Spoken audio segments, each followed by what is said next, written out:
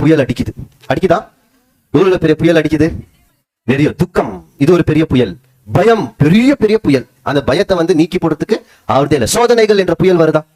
எபேசியர்ல சொல்லுவாரு, பலவிதமான துர்போதனைகள், அந்த காத்து கூட என்னாவது நம்மளுக்கு அநேக நேரத்துல அடிக்குது. சில பேர் நம்மள துரோகம் பண்ணிட்டு போயிடுவாங்க. நல்லா நம்புவோம், கூடவே இருக்குவாங்க, ஆனா துரோகம் பண்ணிடுவாங்க. நினைச்சே பார்க்க முடியாது. நம்ம ரொம்ப நேசிக்குவோம், நேசிக்கிற பொருள்கள் கூட எனக்கு நிறைய பேர்கிட்ட இருக்கு. அவங்களுடைய ஏதாவது ஒரு சின்ன விஷயத்தை தொட்டா போதும் அவங்களுக்கு அவ்வளவு கோவம் வந்துடும். அவங்க நேசிக்கிற பொருள், நேசிக்கிற மனிதர்கள் இழந்துருவாங்க. இழப்புகள் இருக்கா?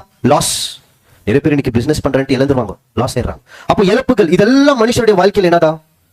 ஒரு புயல் தான். இப்ப வருதா? யாராவது வாழ்க்கையில புயல் இல்லாம இருக்கா? ஏதோ ஒரு புயல் நம்மள வீசினே இருக்கு.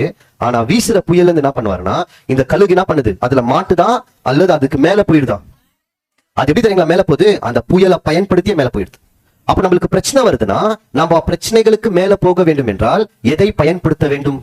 அதே பிரச்சனைகளை பயன்படுத்தணும். பண்ணாதான் மேல போக முடியும். ஆனா என்ன பண்ணுவோம்னா, மற்ற பறவைகளை போல புயல் வருதுன்னா ஒளிஞ்சிக்கோ. அதுக்கு பேர் என்னன்னு பாத்தீங்கன்னா கார்னல் மைண்ட் அப்படின்னு சொல்ல, அதாவது மாம்சத்துக்குரிய சிந்தனை ஓடி ஒளிருது. ஆனா ஆவின் சிந்தனை என்ன சொல்லணும்னு பாத்தீங்கன்னா, பிரச்சனை வருதா, சந்தோஷப்பட்டு மேல எலும்புன்னு. இந்த பிரச்சனையை பயன்படுத்தி இன்னும் மேல வா, இன்னும் மேல எலும்பு.